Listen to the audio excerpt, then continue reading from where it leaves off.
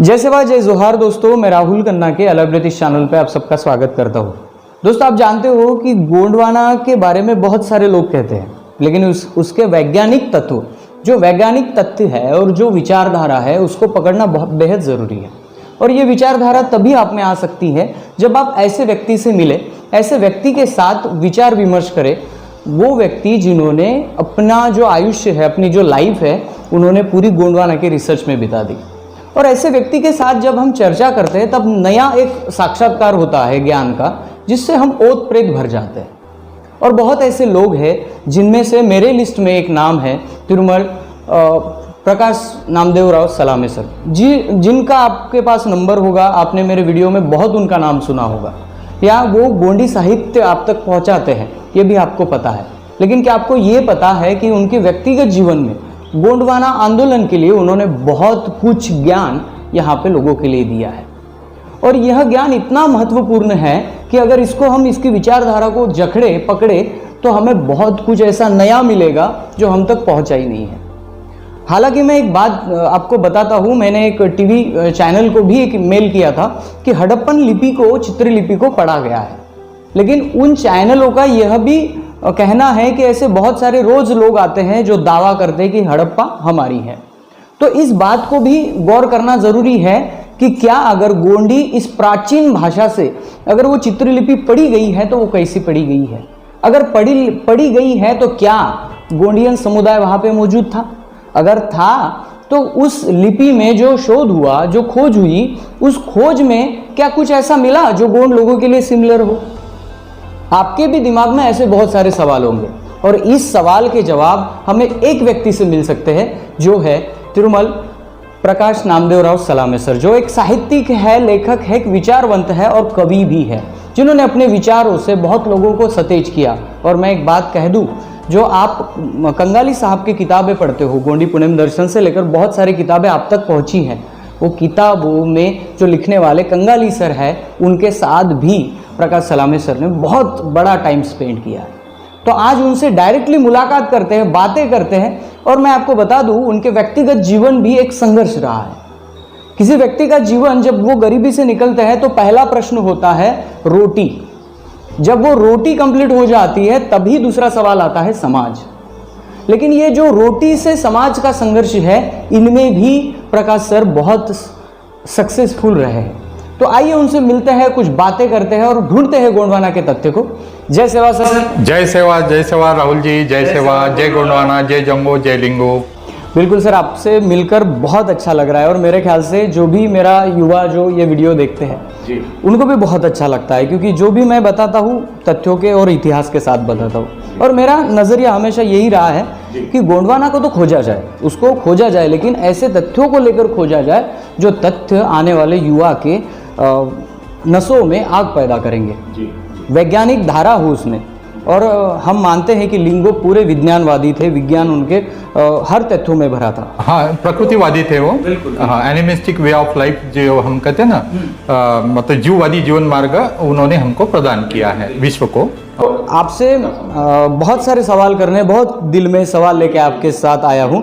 तो पहला ये सवाल है कि आपकी जो व्यक्तिगत लाइफ है, जैसे कि आपकी परिस्थिति क्या थी, आपने एजुकेशन कैसे लिया, पहले इस रोटी वाले जो कंसेप्ट है, हमारे आदिवासी समुदाय में ज़्यादा से ज़्यादा लोग गरीबी की रेशा में है। तो दूसरी बात, वो समाज के लिए विचार कर नहीं पाते, उनका रोटी यह प्रश्न जो है वो सॉल्व नहीं होता, तो समाज के बारे में सोचते नहीं है। तो आपने इस सिचुएशन से कैसे निकाले और आज एग्जीक्यूटिव इंजीनियर जो आप बने हैं, तो वहाँ तक कैसे पहुँचे, ये आपकी थोड़ा सा संघर्ष हमें बताइए।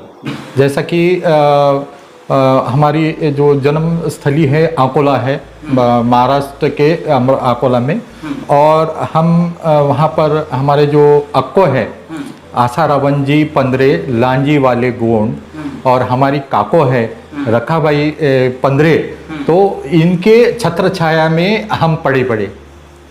हाँ हाँ, तो और हमारे पिताजी भी जो है हमारे बाबोल, हम गोंडी भाषा में बाबोल कहते हैं, उनका भी बहुत संघर्ष है। वो रहने वाले अमरावती जिले के वरुड़ जो मोरसी वरुड़ जो परिक्षेत्र है अमरावती जिले में, वहाँ के रहने वाले हैं। डैम बना गया 50-60 साल पहले, तो वहाँ से वो उन डैम होने की वजह से, बनाने की वजह से उनको विस्थापित होना पड़ा। यानी गांव छोड़कर जाना पड़ा। जमीन वगैरह, जमीन वो सब छूट गई, मतलब वो डैम बन गए।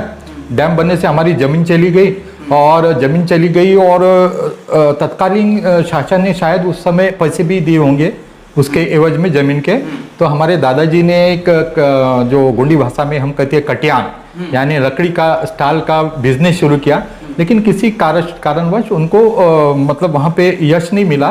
तो फिर वो मेरे जो पेपी है गोंडी भाषा में, मतलब बड़े पिताजी है, और मेरे पिताजी जो है नामदेवराव और डोंगरूजी सलाम में, ये छोटे छोटे बच्चे थे। तो इनको लेके आकोला में आए रेलवे स्टेशन में। यानी ये रोजी रोटी जी प्रॉब्लम है, आपको भी फेस करना पड़ा। जी हाँ, अपनी जमीन छोड़नी पड़ी, जमीन छोड़नी, एरिया छोड़ना पड़ा। और सबसे एक चीज़ आपको बता दूं, हमारे पेपी जो थे और हमारे पेनवासी बाबोल है नामदेवराव डोंगरा, इनको सिर्फ गोंडी भाषा ही आती थी। आकोला में आए, और वहाँ पे रेलवे स्टेशन पे इन्होंने जो माल धक्का जो रहता है ना रेलवे का, वहाँ पर इन्होंने हमाली तक की। ये ऐसा हमारे दादाजी का और पिताजी का संघर्ष हमने संक्षेप में बता दिया, ठीक है। उसके बाद हमारा भी एक संघर्ष बताते हैं। तो मैट्रिक तक तो हम अकोला में हमारे काको ने पढ़ाया हमको। फिर पढ़ाने के बाद तो उस समय तो बहुत अच्छी तरह अव्वल आते थे क्लास में, है। और सब मराठी लोगों का माहौल था जटारपेट अकोला में, तो मराठी अच्छी तरह सीख गए हम। मैट्रिक पास हो गए जैसे फर्स्ट क्लास में। फिर मेरा इस संघर्ष की दास्ता शुरू होती है वहाँ से, मैट्रिक 10वीं के बाद। नाना नानी के छत्रछाया में तो पढ़े, कुछ दिक्कतें नहीं आई। लेकिन जैसा हम हमारे एक मामा जी लगते हैं, भास्कर ताड़म उनका नाम लूंगा, उन्होंने बोले यार ये बच्चा जो है, हम जा रहे थे साइंस कॉमर्स आर्ट कॉलेज के दाखला लेने के लिए, बोले ये जो बच्चा है, बोले फर्स्ट क्लास में पास हुआ, बोले प्रकाश सला में।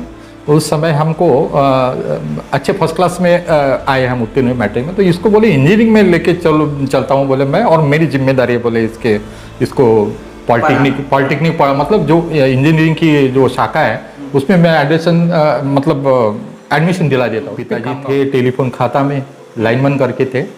लेकिन क्या हो गया कि शायद हम 4 बच्चे हमारे माँ पिताजी के, तो उनको कुछ आर्थिक मतलब अड़चनी शुरू आ गई उनको। तो उन्होंने एक साहूकार से कुछ कर्जा लिया, मेरे पिताजी ने कर्जा लिया, और वो ऐसे फंसते चले गए। दादा आपको क्या बताओ, चक्रवृद्धि ब्याज जो बोलते हैं ना, तो उसमें वो व्यू में फंस गए। वही तरीका हुआ मिट्टी पर नमक के लिए जमीन ले जाना। हाँ वैसे हाँ, और सीधे साधे थे हमारे पिताजी। मतलब वो एक साहूकार का कर्जा चुकाने के लिए दूसरे साहूकार का कर्जा लिया उन्होंने, दूसरा साहूकार का कर्जा फेड़ने के लिए तीसरे से, फिर चौथे पांचवे। तो हालांकि सरकारी नौकरी में थे, तो एक ऐसा समय आया कि यही साहूकार लोग हमारे पिताजी के बाबोल के पगार होता था हमारे एक दिन में, तो ऐसे पैसे छीन लेते थे। यानी इतने कर्जे में आ गए, इतने कर्जे आ गए। तो मतलब वो ब्याज का जो पैसा था, पगार आता था पिताजी के हाथ में, तो वो भी वो छीन लेते थे। तो यहाँ तक ऐसी नौबत आ गई कि मुझे बताने में कोई शर्म नहीं है सगा जनों। और 2 दिन तक हम भूखे रहते। हमने तय किया कि ये जो 2 हाथ है ये भीख मांगने के लिए नहीं। वैसा भी गोंड आदमी कभी भीख नहीं मांगता, तो फिर मांगता नहीं, वो भीख नहीं मांगता। फिर हम सीधे चले गए। ये मतलब एडमिशन हो गया था पॉलिटेक्निक में, 1-2 साल हो गए थे। तो फिर 2 दिन भूखे रहे। तो भाई ये पेट की आग बुझना बहुत ज़रूरी है। तो फिर हम सीधे खामगांव में जो तहसील प्लेस है बुल्ढाना जिले का, पिताजी वहाँ टेलीफोन डिपार्टमेंट में नौकरी में थे, तो वहाँ पर हम MIDC में गए। एक कारखाना है लोहा लोखंड का, मतलब पलंग अलमारी ऐसे लोहे की चीज़ें बनती थी। वहाँ गए और मैं बोला इस हाथ को काम चाहिए, वर्कशॉप में काम। तो क्यों रे बेटा, बोले कौन सा काम करेंगे? मैं बोला कौन सा भी, जो आप जो कहेंगे वो, लेकिन मुझे आज ज़रूरत है पैसों की, मुझे चाहिए, हाँ काम चाहिए, मुझे पैसा चाहिए। तो जाओ बोले, फिर वो मिस्त्री के हाथ के नीचे जाओ और घनचन हथौड़ा चलाना पड़ेगा। चलाएंगे क्या? मतलब बिल्कुल चलाएंगे। तो लेकिन मुझे कुछ एडवांस चाहिए, क्योंकि मैं 2 दिन से मतलब मैंने बताया खाया पिया नहीं, तो थोड़ा बहुत एडवांस दिया। जाओ बोले वो मिस्त्री की। तो वहाँ मैंने घनचन्नी हथौड़ा भी चलाया। यानी कितने दिन काम चला वो मैंने करीबन 4 साल तक काम किया। 4 साल, हाँ। तो बीच में हाँ कंटिन्यू वही काम, क्योंकि फिर सवेरे 8 से लेकर रात के 10 बजे तक कार्य करते थे हम वहाँ पे एक प्राइवेट कारखाना में जो MIDC में। तो 8 रुपये रोजी थी उस टाइम में। मतलब ये होंगी 84-85 की बात है। तो हाँ 8 दूना मतलब डबल मतलब 16 रुपये मिलता था। तो वो 16 रुपये में रोजी से हफ्ते में फिर पेमेंट होती थी। खामगांव में गुरुवार का बाजार था, तो हमारे 4 भाई बहन माँ पिताजी, तो वो उसमें हमारी रोजी चलती थी। बहुत कभी कभी तो बैल को कैसा फेस आता है ना मुंह से, हाँ तो वैसा भी निकलता था, वो घन चलाता था। तो लेकिन कभी मैंने हिम्मत नहीं हारी, चले जाता था। वहाँ भी हमने पुणे में जुन्नर में वहाँ भी नौकरी की। हाँ जुन्नर में डिस्पैचर सेल्समैन का। लीलाबाई नामदेवराव सल्ला, जो मेरी माँ कभी स्कूल में नहीं गई क्योंकि उसके भाई छोटे छोटे थे, तो इसके हमारे अक्को काको ने घर में रख दिया। लेकिन उसको माँ को शिक्षा दी। श्रीवास्तव थे पंजाब उच्च विद्यालय के कुलगुरु, तो उनको वो अम्मी अम्मी कहती थी। तो वो साक्षर हो गई मेरी माँ स्कूल न जाते हुए, लिखना पढ़ा चुका दिन में रात। हाँ मतलब हमारे जो अक्को थे नाना जी थे, वो माली का काम करते थे वहाँ। तो उसको बिटिया बिटिया कहते थे हमारे माता जी को। तो मेरी माता जी वहाँ साक्षर हो गए, सब ग्रंथ पढ़ती थी। हाँ सब। तो माँ के लेटर आते थे मुझे, अरे बेटा तू पॉलिटेक्निक कर रहा है और वहाँ पुणे में क्या कर रहा है जुन्नर में, भाई तेरा जो लक्ष्य तू भटकते जा रहा है, क्लार्क बनेगा ज़्यादा से ज़्यादा।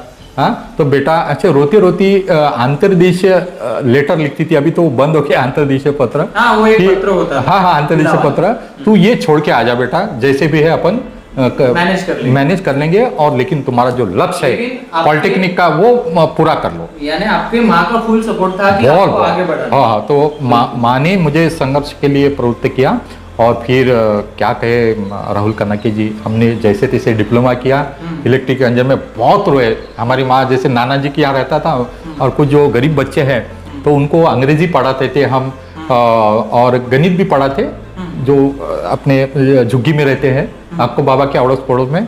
तो जैसे वो लेके आए, मैंने प्रकाश तू मैंने पास झाला रे, इतने रोए। और मेरी छोटी बहन है ज्योति मड़ा, बहुत रोए उस टाइम की खुशी हुई कि यस। तो फिर बहुत खुशी हुई, डिप्लोमा कर लिया प्रकाश सला मैंने, मतलब बिल्कुल हाँ जिद जुनून के साथ। वहाँ पर एक पवन हंस करके है, हेलीकॉप्टर टेक्नीशियन करके वहाँ नौकरी मिली हमको भारत सरकार के इसमें। तो ONGC के जो है कर्मचारी जो है उनको ले जाने का काम करते थे। फिर मीनवाइल उसी समय में जो तत्कालीन MSCB था, महाराष्ट्र स्टेट इलेक्ट्रिसिटी बोर्ड, तो वहाँ पर जनरेशन विंग है, जो ताप बिजली घर है ना, तो वहाँ चांदला में फिर हमारा मतलब अपॉइंटमेंट हुआ, एग्जाम पास की, वो नौकरी छोड़ दिया हमने। और हाँ उन्होंने हमें मान्यता भी, चलो भाई टेक्नीशियन थे ना इसमें हेलीकॉप्टर में, तो फिर इंजीनियर करके एक अपग्रेडेशन हो रहा है करके उन्होंने भी हमको मान्यता दी। और चांदागढ़ में जो अभी वर्तमान में उसका नाम बदल कर दिए चंद्रपुर कर दिए, ये दुर्भाग्य की बात है। और चंद्रपुर में हमें सब इंजीनियर करके ताप बिजली घर में नौकरी मिली। चंद्रपुर तक आपका जो संघर्ष सफर रहा है वो बिल्कुल बहुत बिकट रहा है। और जब आपका ये रोजगार का प्रश्न छूटा, और मेरे ख्याल से वही शुरुआत थी आपको गोंडवाना मूवमेंट से जुड़ने की। चंद्रपुर में पहुंचने घर में पहले ही आपके गोंडी भाषिक थे। तो मैं सीधा सवाल पे आता हूँ। वो सवाल ये है कि आचार्य मोतीराम कंगाली साहब के साथ आपने बहुत कार्य किया है, उनके फीलिंग को अच्छी तरह से समझा है।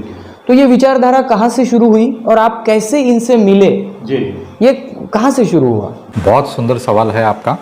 तो चांदागढ़ में जैसे हम सब इंजीनियर करके लगे, ताप बिजली घर जो आशिया खंड का सबसे बड़ा ताप बिजली घर है चांदागढ़, ऊर्जा नगर ताप बिजली घर, दुर्गापुर औष्णिक विज केंद्र भी शुरू में नाम था उसका। तो फिर वहाँ पहुँचने के बाद क्या होगा कि हमारे जो अधीन थे कुछ कर्मचारी या वरिष्ठ कर्मचारी थे, तो कहने लगे अरे सलामी जी ये गोंड राजा का किला है चांदा, आप जानते हो? मैं बोला नहीं। हाँ क्योंकि मैं पैदाइशी अकोला की, मैं विदर्भ का, चांदागढ़ के बारे में जानते नहीं है। हाँ नहीं, मैं बोला नहीं। अरे भैया बोले ये जो गोंड राजा का किला है, हाँ 7.5 मील का तुम्हारा गोंड राजा का किला है। फिर बाद में वो कलियादाई का पेंट थाना है, अन्य लोग उसे मंदिर कहते हैं लेकिन हम गोंड समुदाय उसको कलियादाई का पेंट थाना कहते हैं। और बाद में वहाँ पर गोंड राजा का समाधि स्थल भी है, जो रानी हीराई ने अपने राजा के मरणोपरांत जो समाधि स्थल बना वो भी अपने पत्नी की याद में शाहजहां जी ने बनाया है। पहली रानी हाँ, है जो अपने राजा के स्मृति में उन्होंने वो बहुत खूबसूरत हाँ समाधि स्थल बनाया। तो वो देखने के पश्चात फिर हमारे ये दिल में प्रश्न निर्माण हुए कि ये गोंड समुदाय जो कभी गोंडवाना साम्राज्य का वो अधिनायक था, बहुत बड़ा साम्राज्य, हाँ साम्राज्य था, उसकी साक्ष चांदागढ़ का अतराम परिवार का मतलब गोंड परिवार का साक्ष्य दे रहा है। बाद में बगल में बल्लारशाहगढ़ है। हाँ, तो ये गोंड समुदाय आज जंगल में क्यों जीवन यापन कर रहे हैं? जैसे मतलब शेर है, हाँ भालू है, गोंडी भाषा में हम भालू को अड़जाल कहते हैं, और शेर को कहते हैं पुल्ली, डुवाल और बुरकाल कहते हैं, और जो हमारा अमरावती परिक्षेत्र यहाँ चीताल भी कहते हैं। तो इनके हिंस्त्र शाहपद के इसमें क्यों जिंदगी बसर कर रहा है और 4 उंगली के लंगोटी पे क्यों आया है? जिज्ञासा निर्माण हुई राहुल जी कि हम ये गोंडी साहित्य है इसको हमने जानना चाहिए। पुरुषोत्तम जी शर्मा की हमारे ऊर्जा नगर में, अरे बोले सलामे, अभी आपका एक जो ख्वाहिश है वो पूरी होने जा रही है, तो चांदागढ़ में हमें 10वां गोंडवाना गोंडी साहित्य सम्मेलन लेना है। फिर उस साहित्य सम्मेलन के कार्यकारिणी के हम महासचिव बने और वो साहित्य सम्मेलन के अध्यक्ष जो अभी पेन रूप में चले गए हैं, विश्वविख्यात जिन्हें प्रकाश सलामे अर्नारो समूह भी कहते हैं। अर्नारो का अर्थ है 89 समूह ऑफ द गोंडवाना लैंड गंडोदीप। तो वे गोंडवाना गोंडी साहित्य सम्मेलन चांदागढ़ 10वां जो हुआ तो उसके वो अध्यक्ष थे। तो वहां से हम कंगाली साहब से जुड़ गए। ये थी विचारधारा जी। और आप मुझे बातों बातों में बता रहे थे कि वेंकटेश आत्राम जी के बारे में आपने जिक्र किया। तो उनसे और उनके विचारधारा से कब मुलाकात हुई? तो ये बहुत अच्छा सवाल आपने किया राहुल जी। तो मैं आपका ऋणी रहूंगा कि जैसे हम 1992 में चांदागढ़ में, जो अभी चंद्रपुर कहा गया है अन्य लोगों के द्वारा, ऊर्जा नगर में गए, तो एक हमारे एक साथी है, सगा साथी एमवी पेंदाम जी है। तो उन्होंने ये हमारा लगाव जुनून देख के गोंडी संस्कृति के संदर्भ ये ग्रंथ दिया वेंकटेश आत्राम जी का। और वो ग्रंथ देने के बाद तब तक तो हमें ये गोंडी पुणे विचारधारा कुछ पता नहीं था हमको कि हमारा एक जीवन मार्ग है, फिर हम गोंड है वहाँ इतना पता था, लेकिन इनकी जीवन मार्ग भी पता नहीं था। जैसे गोंडी संस्कृति के संदर्भ हमारे हाथ में लगा और वेंकटेश आत्राम जी ने जो लिखा ना गोंडवाना का साहित्य लिपिबद्ध किया, वो ग्रंथ परम मराठी में उन्होंने लिखा, तो वहाँ से हमारे जीवन में एक क्रांति निर्माण की। तो उन्होंने पूरे हड़प्पा मुंदजोड़ो जो है वो अंदाजा लगाया उन्होंने, बताया वो और नागपुर विद्यापीठ के सीनेटर भी थे ना, तो वहाँ से ये गोंडवाना की क्रांति जो प्रज्वलित हुई सबसे पहले। तो मैं गोंडी साहित्य का वो जो वर्तमान जो आधुनिक के वो सही में उन्होंने जो क्या बोलते हैं उनको बेस निर्माण किया, तो वहाँ से हमें प्रेरणा मिली। वेंकटेश आत्राम जी को पढ़ते हैं तब हमें ये भी नजर आता है कि आत्राम जी अकेले गोंडवाना को तो प्रभावशाली बना रहे थे, लेकिन उसके साथ जो दलित विचारधारा है उसको भी उनका मानना था कि ये भी हमारे हैं। तो इसके बारे में आपका क्या कहना है कि दलित विचारधारा और गोंडवाना विचारधारा भिन्न है कि इसको भिन्न बनाया गया? नहीं, ये एक ही है दादा। वर्तमान में भला ही उनको दलित कहा गया हो या एसी कहा गया हो, लेकिन इनको पता चल गया था वेंकटेश आत्राम जी को कि ये जो एससी एसटी ये जो गण समुदाय है या फिर बहुजन जो अभी वर्तमान में बहुजन कहा गया है उनको, तो ये कि ये गोंडवाना के ये मूल वंशज है, ये उनको पता चल गया था वेंकटेश आत्राम जी को। तो उनको कोई स्टेज नहीं मिल रहा था, तो उनको फिर ये स्टेज में उनको आना पड़ा। टैलेंट होने के बावजूद प्लेटफॉर्म नहीं मिल रहा था, तो कहीं ना कहीं तो प्लेटफॉर्म लेना होगा भैया, सारा तो लेना उन्होंने लिया। और वो बहुजन समाज चळवळ ने बहुत अच्छा काम ये बहुत काम किया, बहुत मुझे लगता है वो फिर वर्धा जिले की वो कार्यकर्ता भी थे बहुजन समुदाय के, लेकिन गोंडी भाषा के वो सही में जिसको अभ्यासक से भी और कहेंगे। और आपने ये भी कहा था कि उनके मुंह में फ्लुएंट गोंडी आती है। फ्लुएंटली गुंडी मतलब जैसे वो सभा में जब गुंडी हमारे उनसे दर्शन तो नहीं हुए, तो जैसे एक लड़ाई जब होती है ना, तो जैसे तलवार से एक अंदर योद्धा काटते जाता है, बिल्कुल सिर कर्म करते जाता है, वैसे उस तरह वो गुंडी में अपने विचार रखते थे अपने अभिभाषणों में। उनका एक सेंटेंस मैंने पढ़ा है, अगर आपको उस चीज का अगर खोज करना है जी, तो आपको पहले उस चीज को सीखना पड़ेगा। जी बिल्कुल। आपको अगर वेदों और पुराणों में कुछ ढूंढना है तो पहले उस वेदों पुराणों को समझना पड़ेगा। यानी मतलब संस्कृत भाषा भी सीखनी होगी, संस्कृत भी सीखनी है, और आपको गोंडवाना चलाना है तो गोंडी भी सीखनी है। भाषा भी सीखना बहुत जरूरी है। और इसका एक उदाहरण हमारे सामने वेंकटेश आत्राम जी थे।